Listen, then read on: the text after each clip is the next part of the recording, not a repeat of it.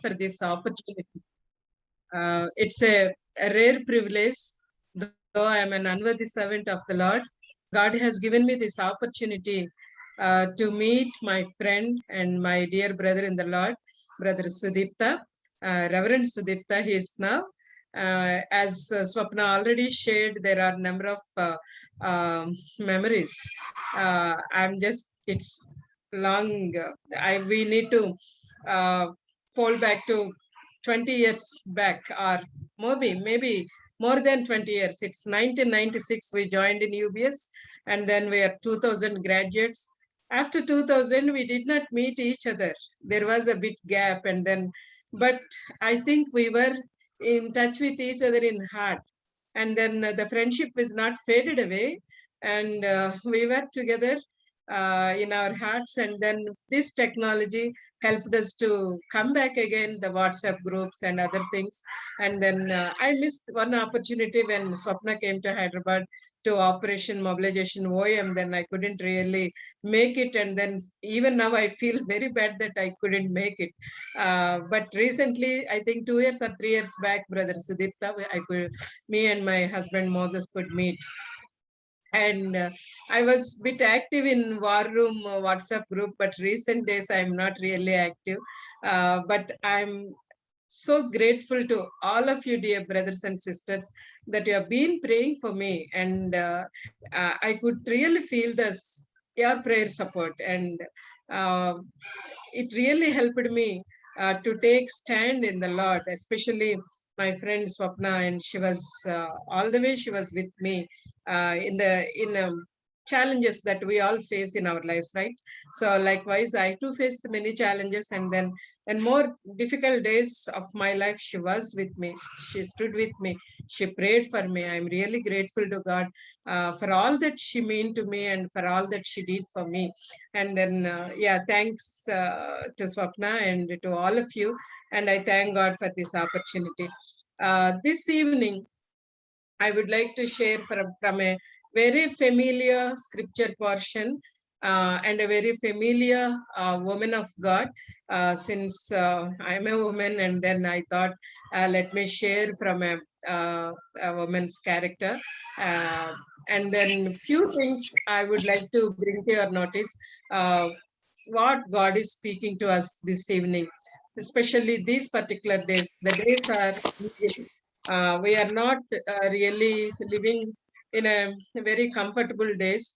The days are very difficult. There is a pandemic situation, and there are many challenges. And then the evil one is at work.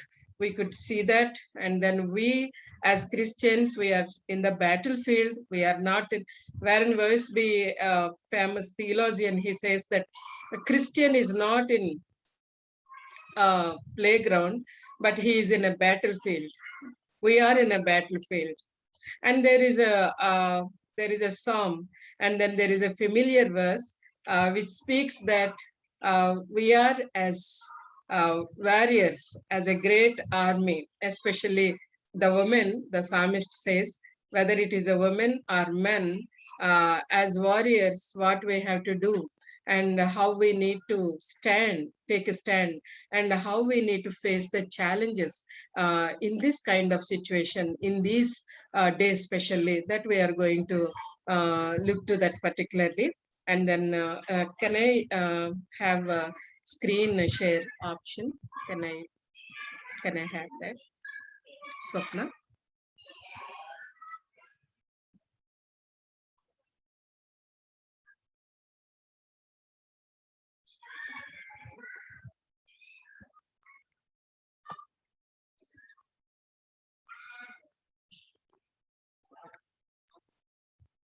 Yeah, let's turn our Bibles to Psalm 68. Psalm 68, verse 11. This is a very familiar verse. I would like to read, and that is there on the screen also. You can see that. Shall I keep in slide? No? Are you able to see the screen? Yeah, thank you. Thank you. I'm reading from ESV. The Lord gives the word, the women who announce the news are a great host. Here this verse says, the Lord announced the word, and the women who proclaim it are a mighty throng. In other versions, it says a mighty army. A mighty army. We'll just see the context of this particular psalm. The context of this psalm is a holy warfare. God goes with the armies of Israel and achieves the victory. God is indeed a mighty conqueror and defender of his people. Whenever the Israelite people, they face the enemy, it starts with Pharaoh, when they crossed the Red Sea, when the chariots of Pharaoh were drowned in the Red Sea, and they were really came out of the great calamity, and then when they crossed the river, and then when they were out of that dangerous situation, the Israelite women, the Miriam and other women, they sang victorious songs. From there, we can see in many incidents, we can see that whenever they have a victory, whenever the enemy king flees, the good news is announced at home first. And then the women will gather, and then they will sing the victory the Lord has given. And then they sing glory to God. They never take any credential for themselves. Whenever they face these wars, the wars are not invisible like us. We have an invisible war that's going on for a Christian. But in those days, in Old Testament days, the wars were very real. They need to face the challenges from enemy, and they have to fight. And then there were judges and there were kings that were appointed by the Lord, and they used to fight. And then when God gives victory and the woman comes out with a gratitude, they understand that the victory was given by the Lord. And then these women used to sing the songs of deliverance. Few verses I will bring to your notice. Victories were commonly celebrated by the Israelite women with song and dance. The singers, same psalm, Psalm 68 verse 25 says, the singers in front and the musicians last, between them virgins playing tambourines. Okay, and they were celebrating. They used to celebrate the victory that the Lord has given them. They really experience in their hearts the deliverance. And then because they know the pain of oppression, they know the pain, how they were struggled with the enemy, and they know the pain of it. So they will come out with a jubilant and celebration, and they open their voices. Not only voice, they will open their hearts first. I think they'll experience in their hearts the victory of the Lord, and then they will burst into singing and they will burst into praise. No one can encourage them, praise the Lord, or you can worship the Lord, you be grateful to the Lord. No need to tell them, you can do this, you can do that, things like that. They naturally, automatically, they'll take their musical instruments and they come out, and then they will dance, and then they will sing for the Lord. Then Miriam, the prophetess, the sister of Aaron, took tambourine in her hand. All the women went after her with tambourines and dancing. Sing to the Lord, for he has done gloriously. Great things the Lord has done. That's what they have experienced, because they saw the 10 plagues, and they know the suppression, or they know the hard work, and not only just hard work, the slavery. And then maybe we don't know how many days they have undergone the pain of that. It's more than 400 years. Some of them knows only slavery. They never know what really the life of freedom. That was the thing. But when they crossed the Red Sea, they just started singing for the Lord. And then when the men were, see, this is another incident when David killed Goliath, and the news came to Israelite homes that, where the verse says here, 1 Samuel 18:6 and 7, when the men were returning home after David had killed the Philistine, the women came out from all the town of Israel. to meet King Saul with singing and dancing.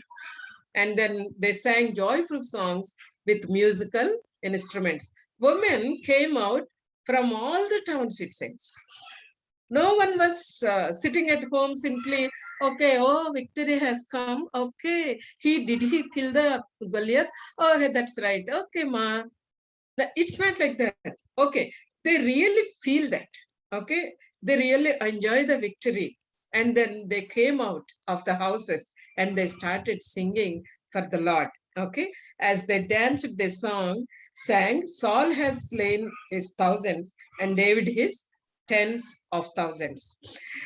Why did they celebrate? And what is their understanding? When I was meditating upon this verse, why did they come out and why all this they are doing? They know one thing, that God's word is sovereign. God is sovereign. He takes control of everything. Every situation is under his control. But when he speaks, the word comes out of his mouth will not go in vain. Will not go in vain. See, Psalm 33:9 says, for he spoke and it came to be. He commanded and it stood firm. We see this from the creation, isn't it? In Genesis, let there be light, and there was light. With one word, the word is so powerful. In the beginning was the word. We see that verse, right? The word is so powerful. And then when he says something, and then it will come to pass. That Israelite woman could able to understand, not only women, men and women, those who depend on God and those who believe in his word. That's what we understand. And the Lord will see that there is another verse, Isaiah 33, Isaiah 30:30 says, and the Lord will cause his majestic voice to be heard. And I'm unable to see my screen fully. I'm reading from my Bible. Just wait 1 minute. Yes, and the Lord will cause his majestic voice to be heard, and the descending blow of his arm to be seen in furious anger and a flame of devouring fire with a cloud burst and storm and hailstones. This is what the enemy experienced, the Assyrians, when they oppressed the Israelites, and some Jewish idolaters, when they joined with them, and when they offered their child, and when they did all the evil activities like they keep their child on the fire and they will make them pass through, all that kind of things. And then this is the word of God. The Lord's anger kindled. And then the Lord will cause his majestic voice to be heard. Who will hear that voice? One day the enemy will hear that voice and they will tremble. They will tremble. For them it is like a stormy voice. For them it is not a still small voice. Okay, so the Israelites could able to understand. That is exactly this word says in Psalm 68, the 11 says, the Lord gives the word, the Lord gives the word, the women who announce the news are a great host. When the Lord gives a word to you and to me in everyday life, in the morning, when we are having our quiet time, when we are meditating upon the law of the Lord, or all through the day, whenever we just remember his word, okay, it has so much power. It delivers us. It comforts us. It gives us a blessed hope in our lives. He has only to command and victory is won. Okay, at once are heard the songs of the women proclaiming the news. God gives the word even today, not only those days. But their response was so good, immediately they started. You hear I think this is KJV, it says forthwith. That means at once. When the Lord gave the word, at once are heard the songs of women. When the Lord gave the victory, immediate response was they started praising God. They started praising God. Okay, I just want to give you a little explanation of these words. The next three words are rich with meaning. The first word is based on the Hebrew root that means to announce good news. The same verse, the woman who announces the news. To announce not just news, it is good news. The Greek equivalent is evangelion. That means it is exactly, literal meaning is evangelism. Evangelism. It also means announcing good news. Okay. So in some other versions, it says like company. They did not include the word woman there. Okay. Especially in KJV, we see the news announced by a great company. They translated like that. But in Hebrew, it is actually it is women. Okay. The next two words are the word for army or host, and the word for many or multitude. Added with the first word, the sentence would translate thus: those who announce the good news, a great army. Those who announce the good news, a great army. Who are those army? Who are those army? I'm not teaching you here, but one just simple thing I just want to make it here. In English, we see a plural pronoun for men or women. It says it is singular. If it is singular, she. If it is for feminine, it is she, and it is for male, it is masculine, it is he. Okay. But in when it comes to English plural, it is neutral, like it says they. The KJV translated they. Okay. They announce. But in Hebrew, the woman, the word is very clear, because in Hebrew it does distinguish the plurality, and the participle is clearly feminine plural. Okay, why I'm telling you these things is sometimes this verse is in number of ways it is interpreted. Okay, I feel really sad. People say that it is not woman.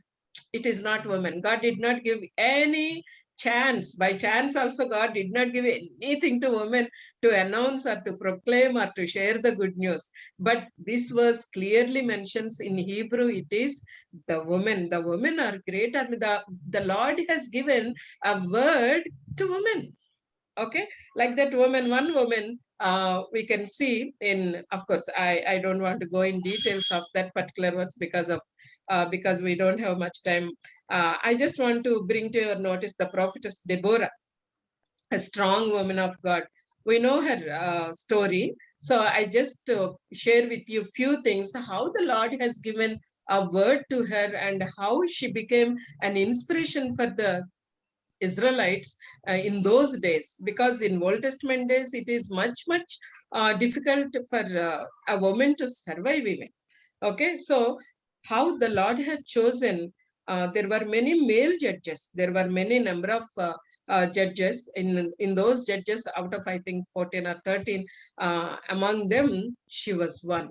Okay, and what did she do, and where was she? We see her story in Judges 4 and 5th chapters. 4th chapter and 5th chapter. After Ehud, she started ruling the Israelites. It's not exactly ruling like king, but she was like an advisor. She was like an army officer. She was a judge and a prophetess. Okay, the word prophetess is also belong to this lady, this very strong woman.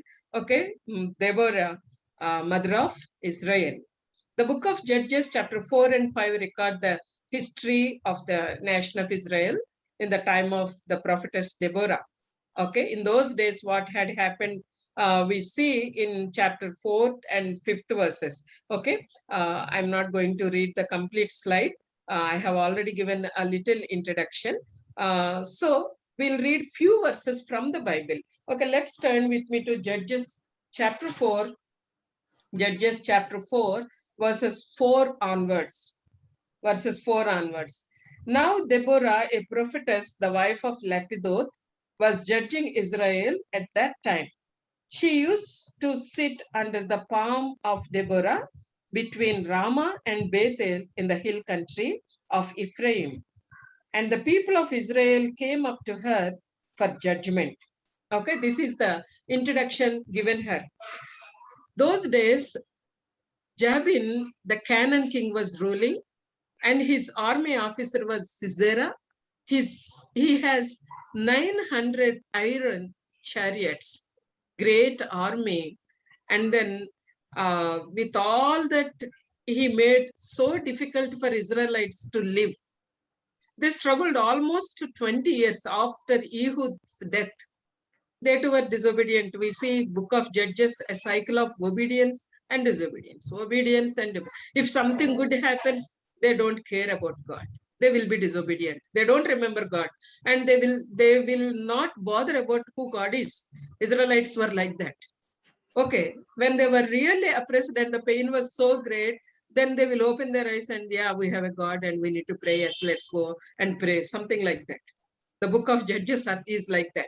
Okay, when they struggled so much, when they were oppressed under the iron chariots of Sisera for almost 20 years, they started crying to the Lord, and the Lord is so gracious and compassionate. Even after we forgetting Him, number of years, we fail Him sometimes.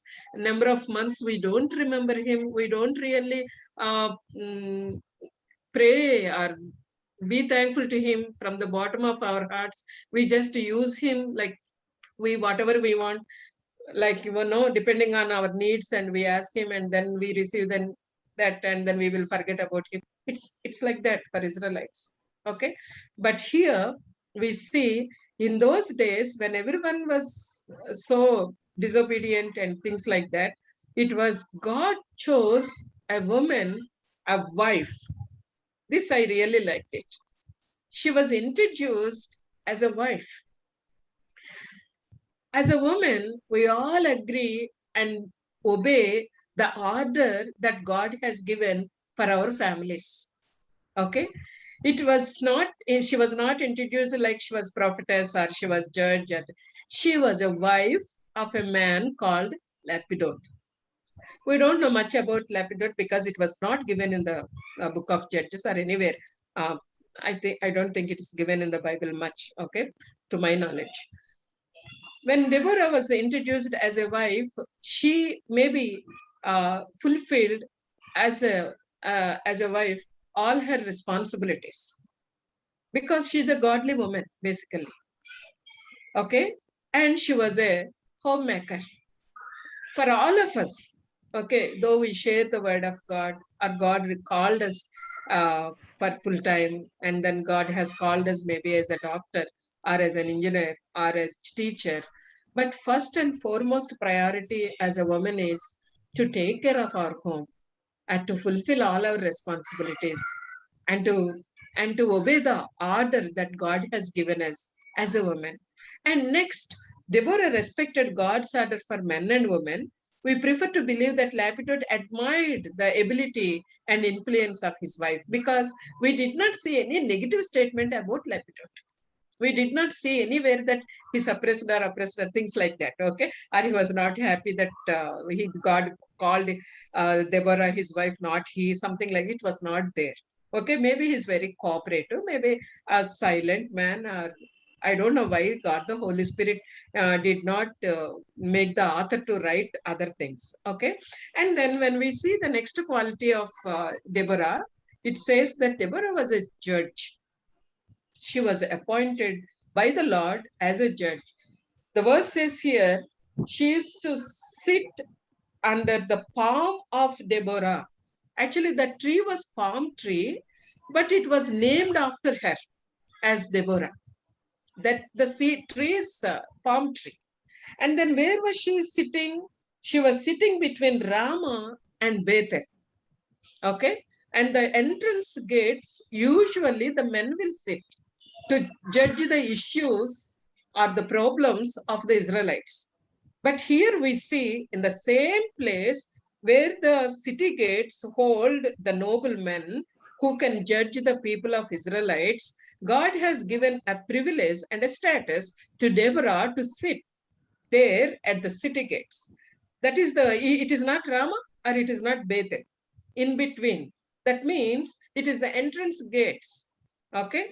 So where the people will come to her for a thought, for a counseling, for a suggestion, for a word, because she receives a word from the Lord. And it is not like these days legal judgments, okay? But it is more than that. She was a national leader. I think in Old Testament, she's the only one person we see as a national leader. Of course, Esther was there, but Esther's context was different. Esther was in a different place, different country. But when we see Deborah, Deborah was a national leader, okay, for the whole country. And then she used to judge people. Even when it feels like an entire nation is fallen into sin, the Lord will still have his people who worship him and have faith in him remaining as well. Deborah was waiting for the Israelites when they sought her godly counseling. Okay, that's what we see in Deborah. And not only that, she was a counselor and a motivator. Okay, we see the scripture portion here that we read these verses, okay, from 6 onwards. She sent and summoned Barak, the son of Abinoam, from Kadesh Naphtali, and said to him, "Has not the Lord, the God of Israel, commanded you? Go gather your men at Mount Tabor, taking 10,000 from the people of Naphtali and the people of Jebulun." She called Barak. Barak did not receive the word from the Lord. He doesn't have that privilege, and God did not given him that revelation also. It was Deborah. So she did not keep that those things with her. Okay, immediately she called Barak. Has not the Lord has given this kingdom to you? Like, not kingdom, that especially those people. Okay, has not the God of Israel commanded you? Go gather your men at Mount Tabor, taking 10,000 people. How many people he has to take, where he has to meet, and what the Lord is going to do, Deborah clearly explained to him. Okay, and then there was a big problem with Zabin, the king of Canaan, and there was a problem with the army officer, the Sisera, and then there was a great problem for them. But Deborah always solved the earthly problems with godly solutions. She did not tell him from her word, "See, I received, I am telling you, and you do this." It is not like that. Has not God, that is very important word. Has not Deborah, it's not like that. These days, many men and women of God, they claim themselves and they say, "I am telling you, you do this. God told me to do this." No, it is not we. It is not we. It is God who has to tell us. Okay, so they started solving, especially when it comes to Deborah. She solved earthly problems with godly solutions. The Israelites were in a serious crisis. Death was literally knocking on their doors in the form of a massive army. And rather than rely on their own knowledge and strength, they turned to God for a solution. Okay, Deborah inspires the nation.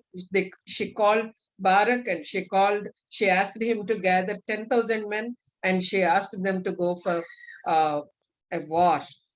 Okay, she was a prophetess. That is another great quality we see in Deborah. A true prophet of God only preaches God's word, not all the stories. Okay, number of stories we hear these days when we on the YouTube or when we switch on to television, or many things are taking place. But when it comes to Deborah, it is only from the Lord. The prophet, what does he do usually? It is not just foretelling. It is not just explaining the dreams and visions, but it is telling to obey the Lord, to face the challenges, and to remember the enemy is at work. And then with the Lord's strength, he has to go. See the screen. A true prophet of God only preaches God's word. Since the Bible was not yet complete at this time, it was the prophets who were chosen by the Lord to receive his word and deliver it to the people. The prophetess Deborah sent for Barak and told him only what God had said. As prophetess over Israel, Deborah clearly commanded the respect of the people. As judge and prophetess, she was the lawgiver to the people and the source of God's word.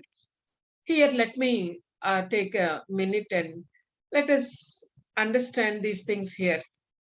We have these 66 books in our hand. For Deborah, maybe it is only the law of the Lord. only those first 5 books. The other books were not yet written. We have this privilege. Okay, but she has given so much importance to the guidance and the leading of the word of God.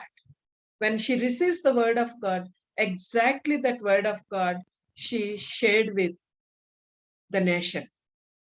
What about us as leaders, as pastors, or as the believers? Do we have a place for the word of God? Do we really meditate upon the law of the Lord? The word blessed is used in the Bible many times. One blessedness, I think this is the highest blessedness, is meditating upon the law of the Lord day and night. Day and night. David says, it is sweeter than honey. David says, it is sweeter than honey. It is much more desirable than the gold. If someone asks you to come for shopping and do something, no, let me read my Bible. I haven't done my meditation today. Okay, I'll come after a while. Okay, let me finish this. If somebody prepares biryani or some very good dish in Calcutta or Odisha, I don't know, Hyderabad is famous for biryani, okay, or some sweets and kept there, and then you are reading Bible. If somebody calls you, suppose, come and have this, okay, you are just, it is getting cold and things like that. It is when it is hot only, it is fresh only, eat something like, no, let me finish my Bible. Let me read this chapter because this is more desirable for me. This is more enjoyable for me. This is what I'm hunger for. What is your hunger in your life? Do you have this appetite of spiritual appetite of reading the word of God, meditating upon the word of God, receiving the word of God from him every day, giving time to the Lord, who is very much willing to speak to us? A woman set apart her life to hear the word of God. She received the extraordinary revelations from the Lord, and then she became a blessing for the whole nation. When we spend time with the word of God, when we meditate on the word of God, we can be a blessing to our lives, our family, and many people. Okay? God provided the victory. We see that as Deborah had preached from the beginning, it was God who provided the victory. It is not Deborah anyway. The credit goes to God, the glory goes to God. It is not Deborah. God literally went and defeated the armies of Sisera. Okay, we see there when they went to Mount Tabor and Sisera hears that and he comes with 900 iron chariots. But God made literal confusion and he ran away. That's what we see in later verses, later part of the chapter 4 of Judges. Okay, you can read that portion maybe today or takes some other time, and then please go through that.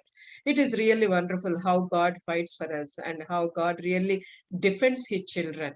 Okay, it is only we need to take a step of faith, and the battle belongs to God all the time. Number of examples in the word of God. Okay, and then the prophetess, okay, is also a poetess. Okay, one good thing from my memories, Swapna is a very good writer. Okay, I don't know she started writing poetry or not, but she used to write articles, and then Prajapati magazine also I used to receive, and then she was a very good writer. Writing is something really God has given a great gift. Even after we die, okay, it will remain. People like me who only will speak, okay, but people like Swapna, their contribution will be like it will be there forever, like or as long as the Christians are there on the face of the earth. Okay, Deborah was a very good poetess. Chapter 5th, she wrote a song along with Barak.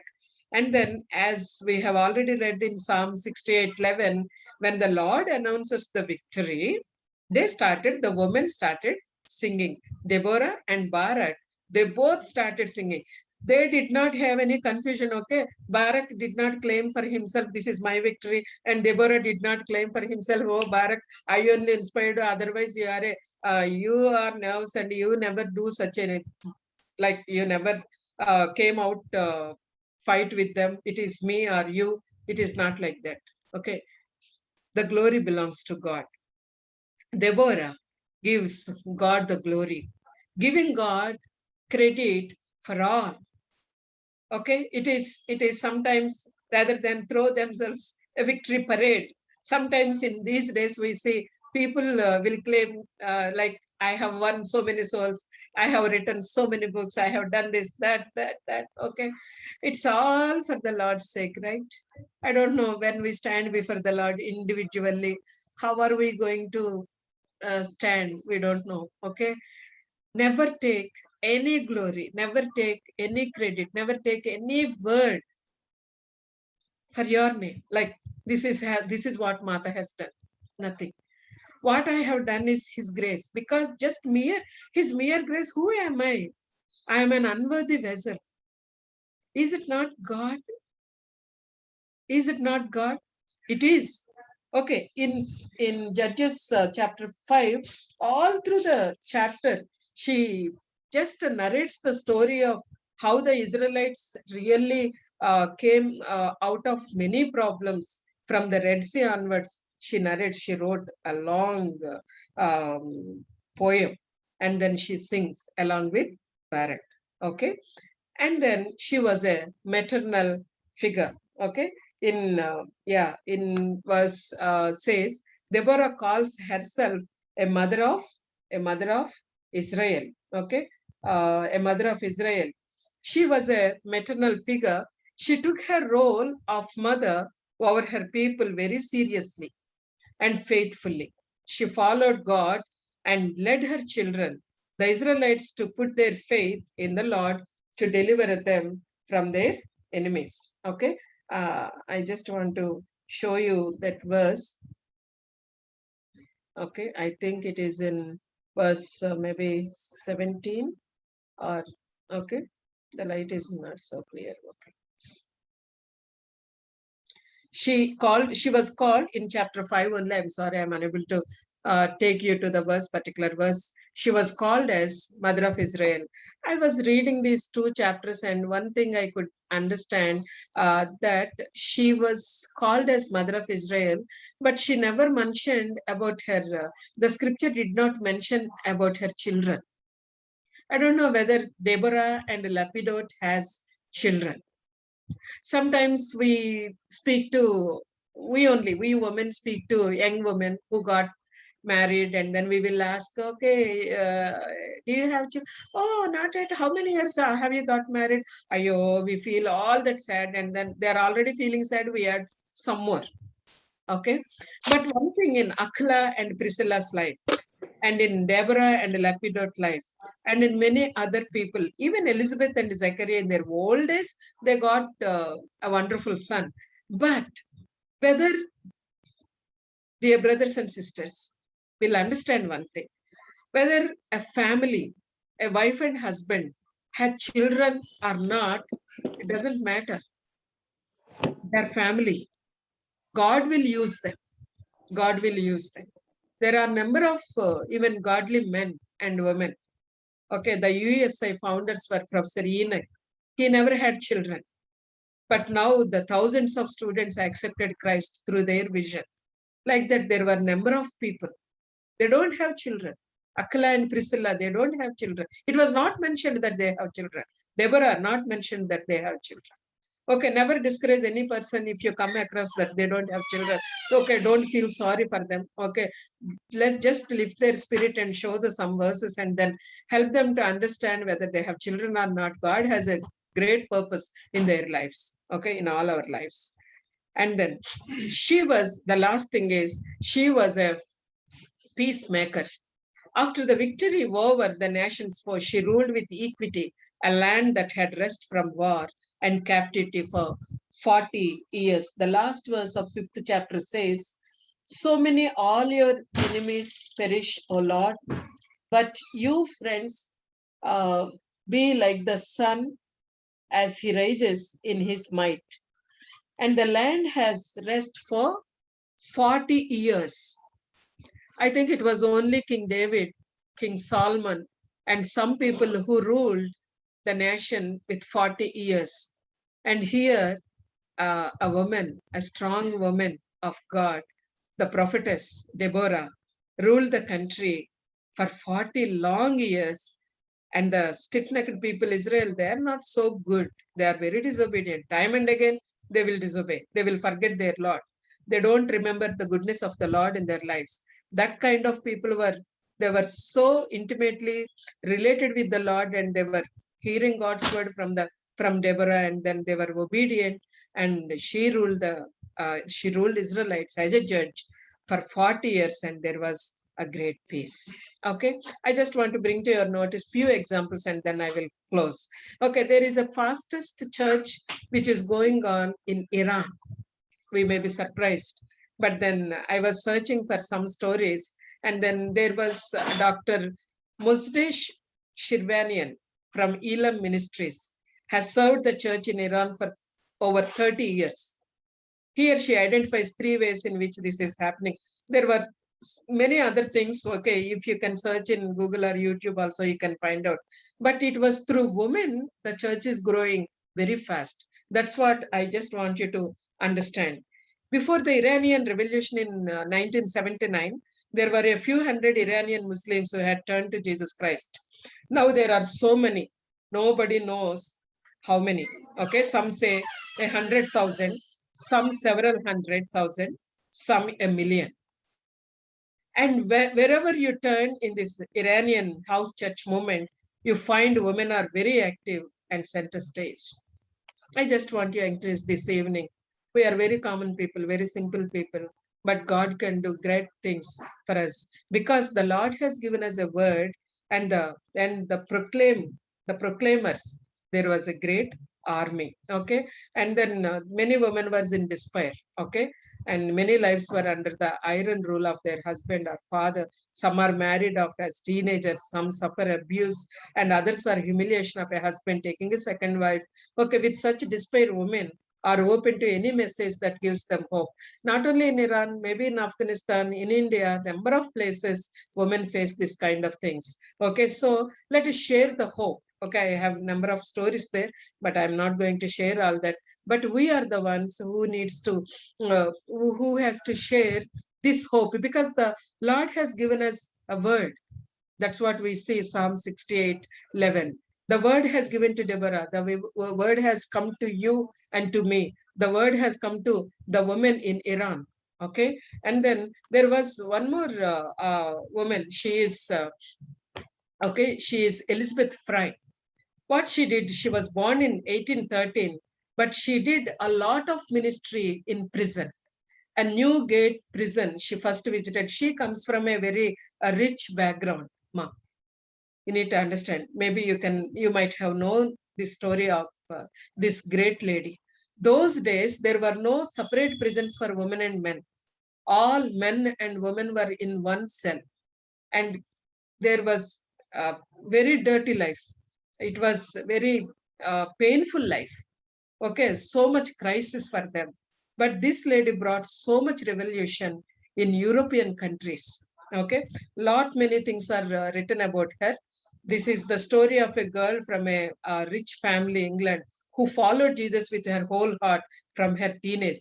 Later, as a mother of 11 children, she visited Newgate prison almost day and every day and read the Bible to prisoners. She saw worth in degraded women and fallen women and gave them a helping hand. And she helped them to know Jesus as the savior of all men. She personally helped thousands of prisoners to find hope. And she started a women's prison association. Okay. And then she did a lot of ministry.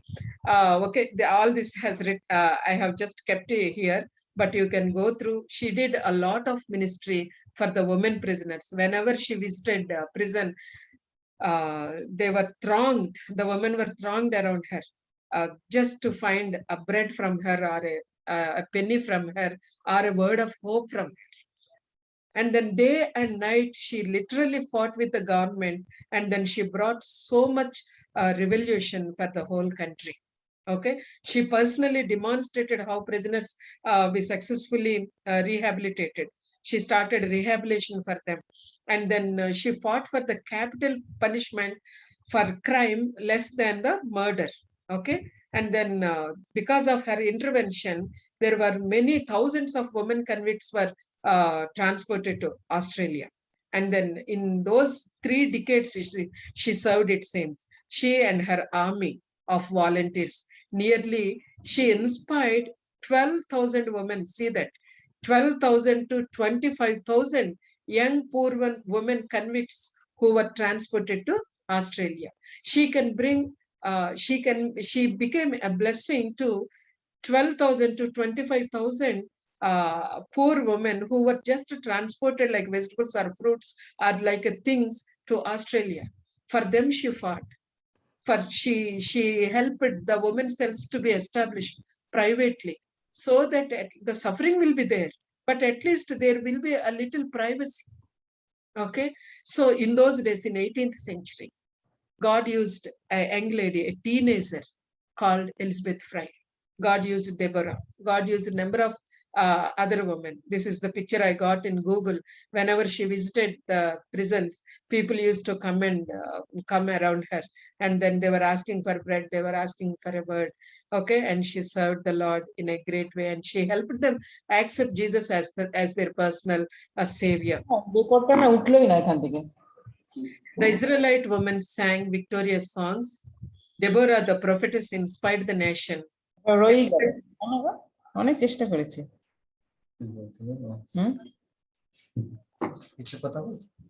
Elizabeth Fry redeemed prisoners. God gave a word, we need to share good news. That's what the Psalm 68 verse 11 says.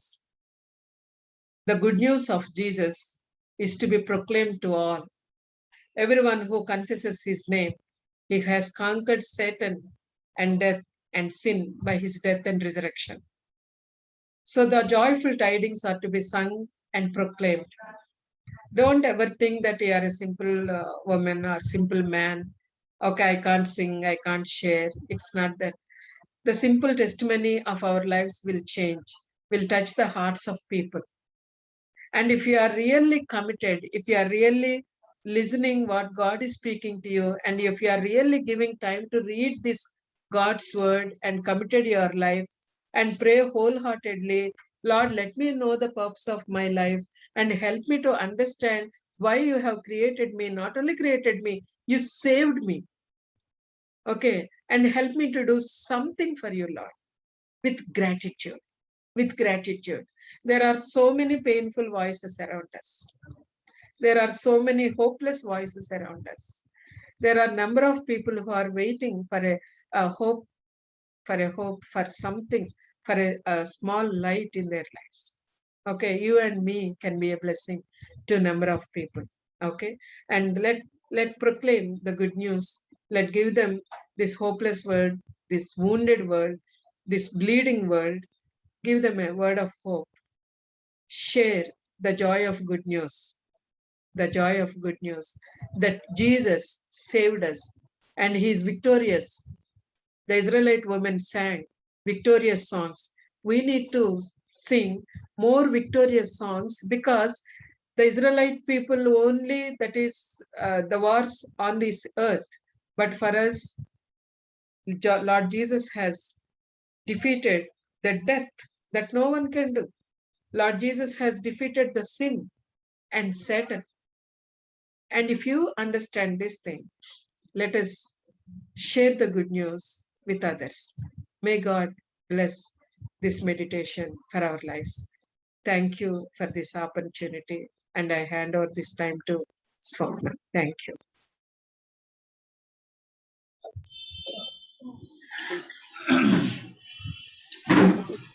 Praise the Lord. Thank you so much, Sister Martha.